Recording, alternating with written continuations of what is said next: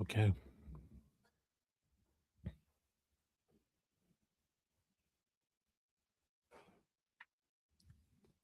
Praise the Lord. Are you a working class content creator who's struggling to grow on YouTube? You're getting little to no views. You're frustrated. You're too exhausted to press record because you're working a 9 to 5 job and you just can't seem to catch any traction in being able to connect with the right audience so that you can see your channel take off and grow. Well, this evening on the huddle tonight, we want to talk about 5 mistakes that you could be possibly making as a small YouTube channel. And we're starting right now.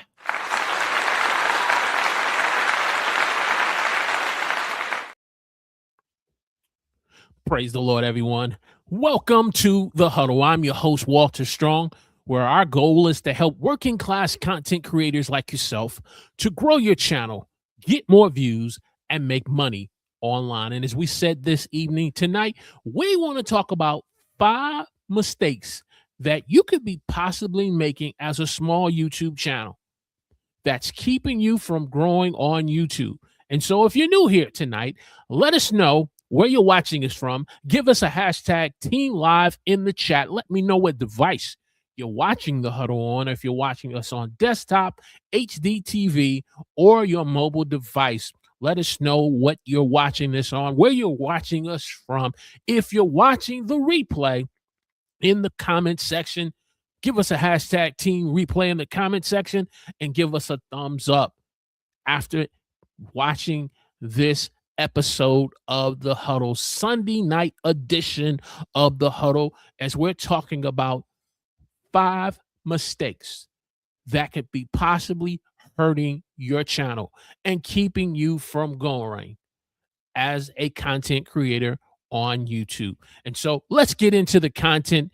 Yes, it's Sunday night. It's WrestleMania 42. So I know everyone is excited, but you stop by because you're seeing the huddle live on Sunday night and you want some tools, some tips on growing your YouTube channel.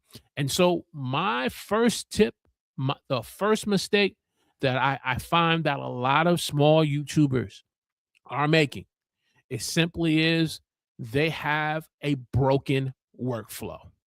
You have a broken workflow. What do I mean by that? Well, most of us as content creators, when we create content and we upload videos on YouTube, we get an idea of what we want to make a video about. We get in front of our phone, our mobile device, whether if it's an iPhone or a smartphone device.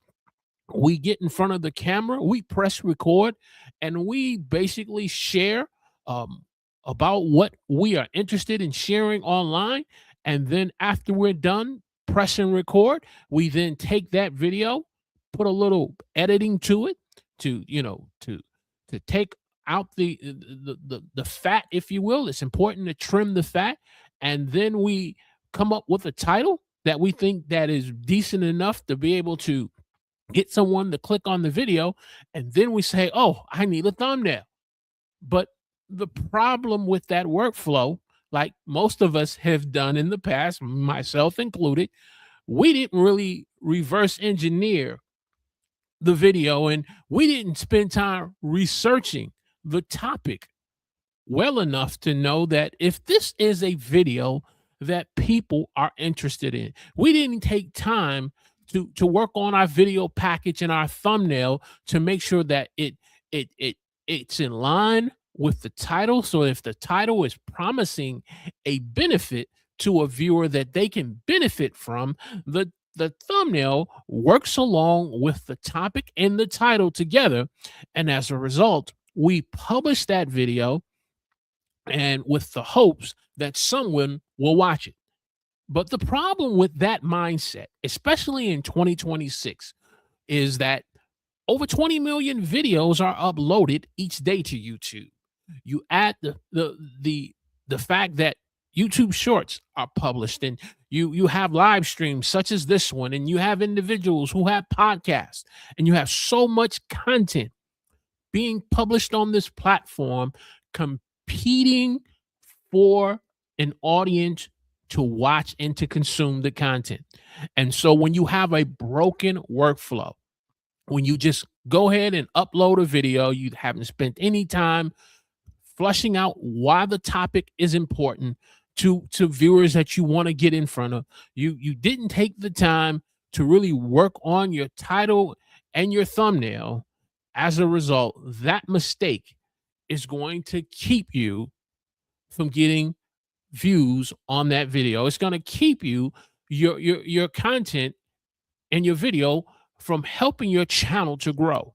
And so in today's time of 2026, as content creators, we have to have the right type of workflow that's going to help me and you grow on YouTube. Whether if you are a content creator who's creating educational content, lifestyle content, entertainment content, gaming content, you have to have the right type of workflow that's going to help you to put you in the best position so that that video connects with the right audience. Too many of us, unfortunately, are listening to a lot of bad advice, and we have the wrong perspective of how YouTube works. Well, unfortunately, we have this mindset, this victim mindset, that the YouTube algorithm is against us. When the truth of the matter is, the YouTube algorithm is trying to work with us to connect us with the right audience. It's looking at a viewer's watch time and history, the type of content that viewer watches, how long that viewer watches the content, when that viewer gives a thumbs up or leaves a comment or shares that video. And so when you go to publish your video, the YouTube algorithm is trying to match you with that viewer or viewers so that you can get views on the channel. It's one thing to get a lot of views on a video.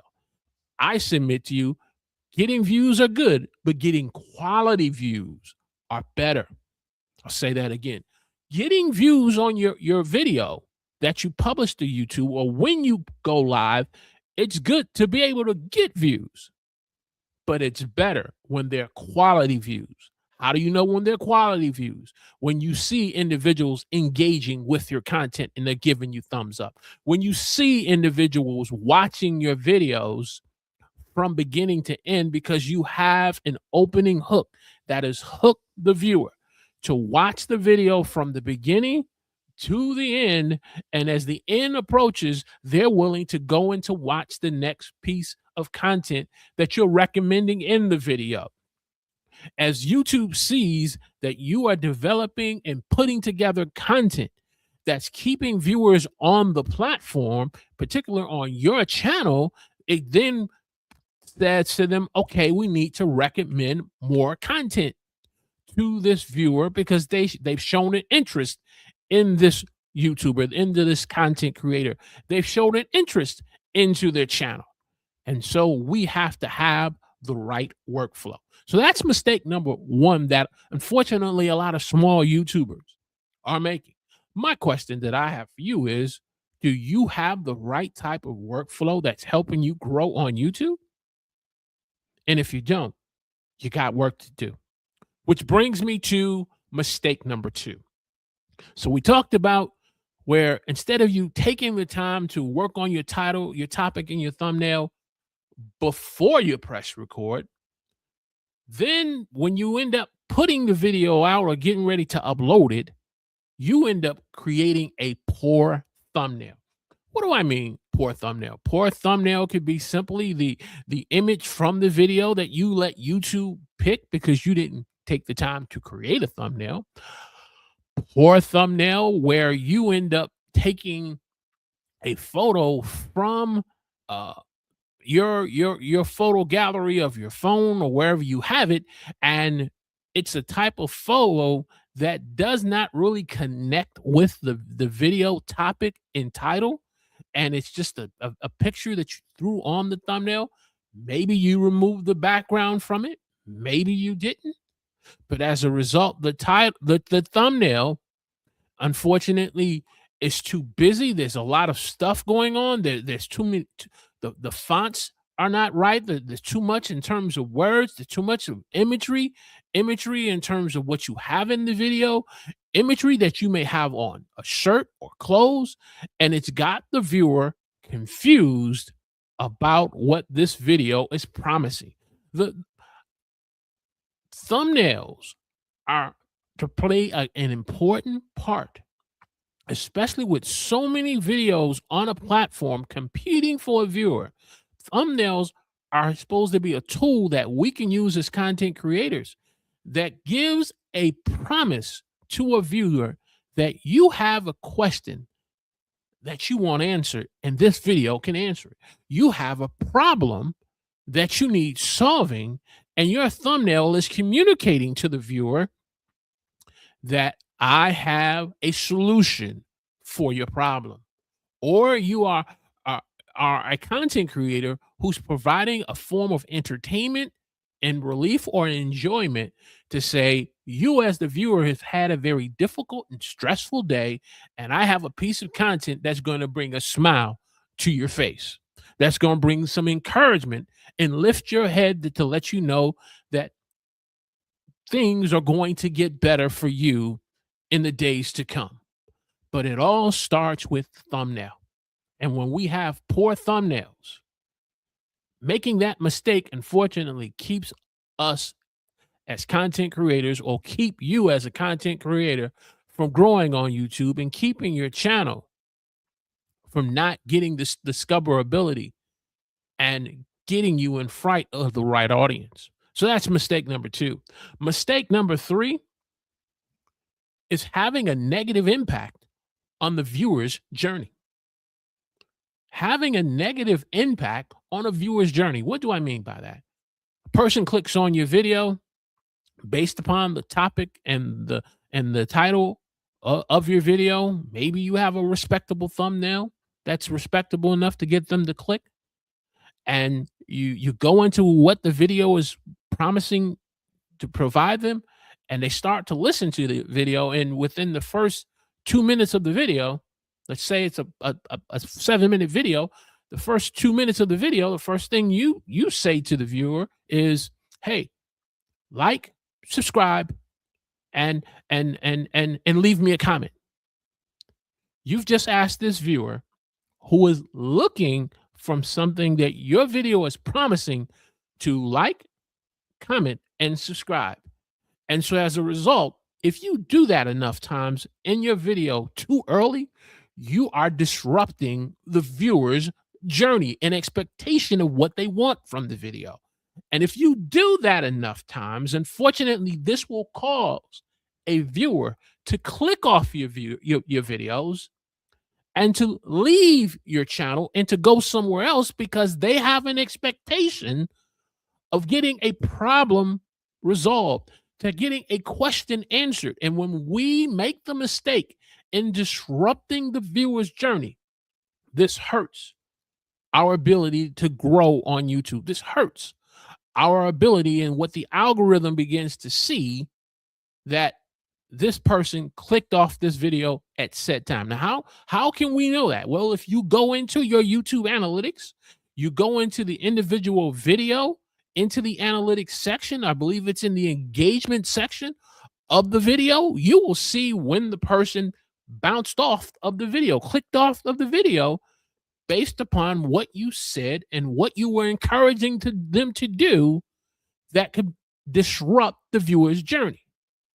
Or another way is where you give a negative viewer journey, a negative viewer's experience of their journey, is when you end the video with not encouraging them to watch the next video that is in line with the previous video that they watched. And as a result, they click off the video, they leave your channel, and as a result, you lose the opportunity for them to end up watching more content. And so when we disrupt the viewer's journey, when we end the viewer's journey prematurely, instead of keeping them watching more of our content so YouTube can recommend more to them, as a result, that negative viewer's journey becomes a mistake that hurts me and you from growing on YouTube. And we've all made that mistake.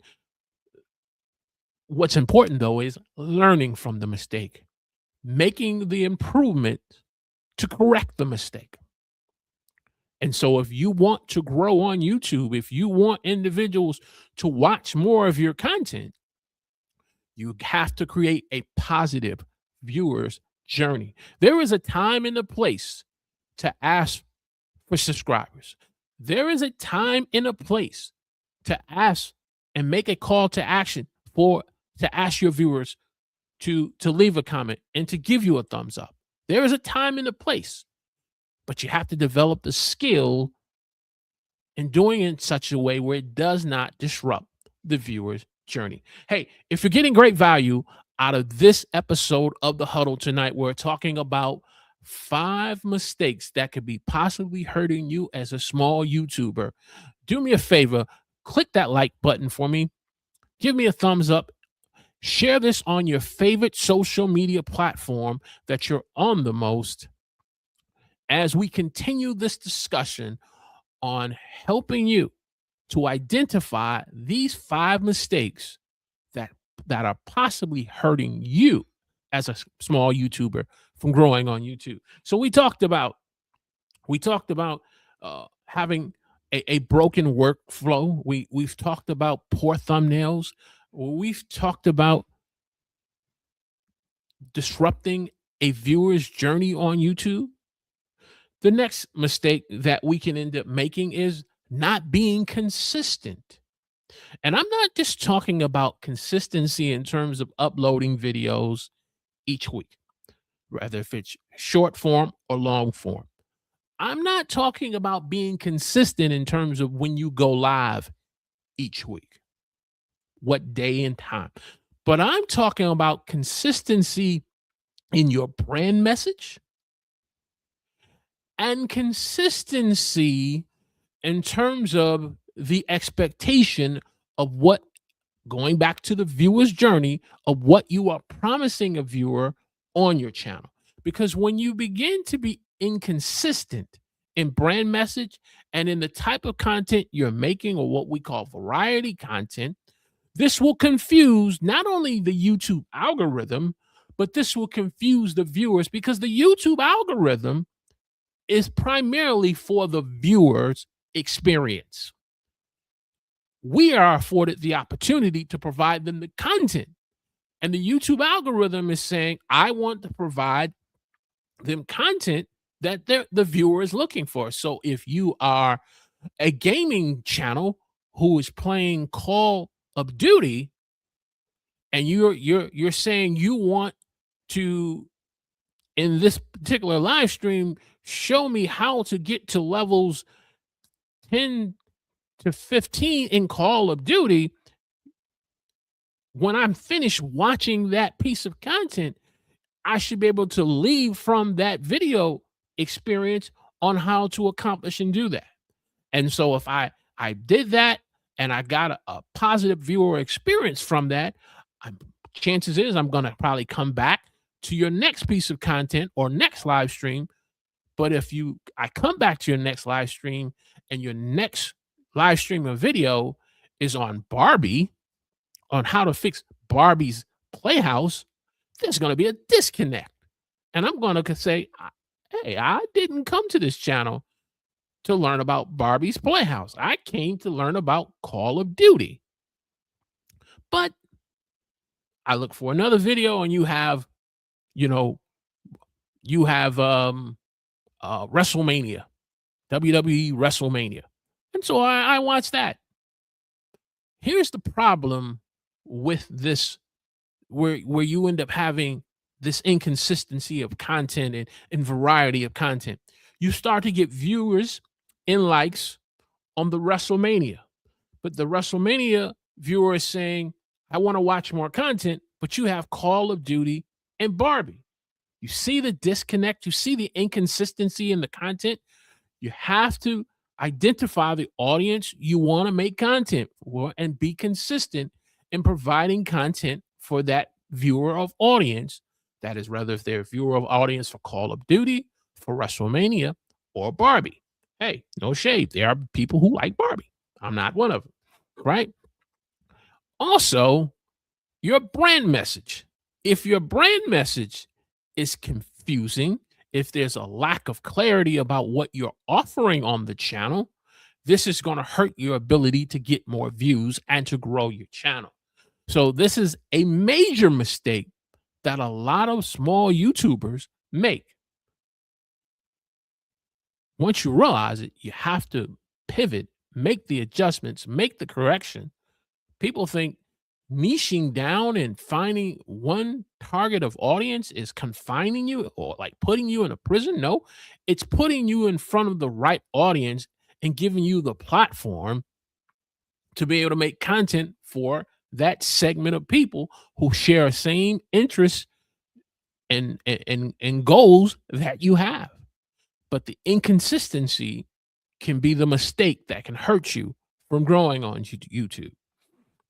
And then finally, I think this is probably the most important mistake of all that a lot of small YouTubers starting out make.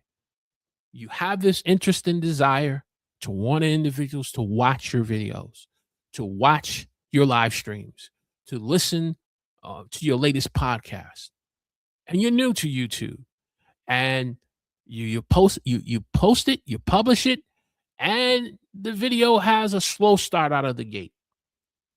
What do? You start calling a lot of family members and friends. You say, surely Auntie uh, Gigi will watch my video. And then after she's finished watching it, she'll share it to my cousin Jeffrey. Start sharing it around a lot of family and friends. And some of them watch it out of just respect and relationship of you being the family member, or if you share it with a lot of friends, you share it with a lot of coworkers, you're telling everybody that you're on YouTube. Here's the problem though. They're not your real audience. They're not the intended audience that you want to be able to create content for. And then when YouTube begins to share them more content that you post on YouTube, and they don't respond and spend the time and watch that content, as a result, they don't either watch the video or they watch it for a few minutes and click off. And you are hurting your organic growth for that video, that goal of that video. You're hurting it. You're hurting the channel, its ability to have organic growth. It's taking the next step, take another step further. You go on to another social media platform, say Facebook, and you go into instant messenger and you start messaging different people about, hey, come check out my latest video. Here's the link in the description. Again, some of them start to watch it while others don't watch it. And as a result, you are hurting your organic growth. Whether if you're doing it through text messages, whether if you're doing it through instant messengers, even sharing your video onto another social media page where you'll probably get a lot of impressions, but as a result, no one watching the video. Very few people watching, because these platforms have and their algorithms have designed themselves in such a way where they want to keep people on their platform. Facebook doesn't want us as YouTubers pulling people off of Facebook to be able to come to YouTube to watch content that we want them to consume. Facebook wants them to watch and look at all their ads and all their reels and videos that are being posted by people on Facebook. And so when you're trying to pull someone off platform, when you're trying to send your content and sharing it with people who are not your true or intended audience, you're hurting the organic growth of your video. And how can you tell? Well, maybe over 3 months, 6 months from now, you start getting some subscribers. You hit your first milestone of 100 subscribers. You get that first 1,000 subscribers, and you're short of about 500 hours of watch time. But when you look at the amount of subscribers that you have, when you really break down the analytics, they're not the true intended audience of your channel. And it frustrates you. It can frustrate me when we're engaging in these types of practices, which are a big mistake that hurts our organic growth. And let's be honest, we've all made that mistake. Once we recognize, we have to make the adjustment. We have to be willing to pivot so that way the channel can experience real organic growth. It's going to take time, but if we develop the skills and having the right type of workflow and and putting the video together properly by first researching our topic, then working on our thumbnail and our title, that a title that's promising a benefit, or that's compelling or concise, a thumbnail that's going to be eye-catching and that's focused, that's going to bring the viewer's attention to focused on what this thumbnail is promising. We're going to win the click and get the views on the videos that we want. So when you have the right type of workflow and you have quality thumbnails, your channel will grow. Not only will your channel grow, but also you're going to have a positive viewers journey where viewers are not just going to watch one piece of your content, but they're going to go end up and watching the next piece of content that you recommend to them as the video is ending. And so as you create a positive viewer journey experience, you as a content creator become more confident and you become more consistent. And as a result, you will have real organic growth. And so these are 5 mistakes. If you're not careful, if you keep making, it's going to hurt you from growing on YouTube. Hey, if you've gotten great value out of this episode of The Huddle tonight, do me a favor, click the like button for me, give me a thumbs up, share this on your favorite social media platform. If you are new to The Huddle tonight and you're joining us for the first time, or you are a returning viewer, do me a favor, click the subscribe button. Now, see, after providing you the value, I feel confident enough, after sharing you some value to you, I'm confident enough I can say, hey, subscribe to the channel. Where our goal is to help you to grow as a working class content creator so you can grow your channel, get more views, and make money online. And if that's something that's important to you, you work a 9-to-5 job, you have a family, you have other responsibilities, but you want to create content for the right audience, hey, subscribe to the channel. That's the episode here this evening here on The Huddle. I thank each and every one of you for stopping by and just checking us out and seeing what this channel is about. And we will see you live again next Friday night at 8 p.m., where we get more into tips and tools. Let me go over here.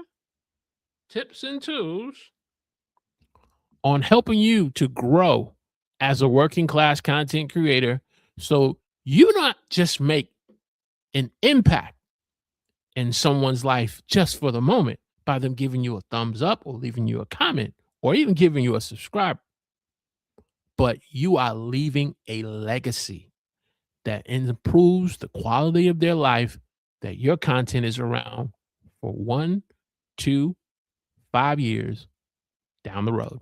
God bless.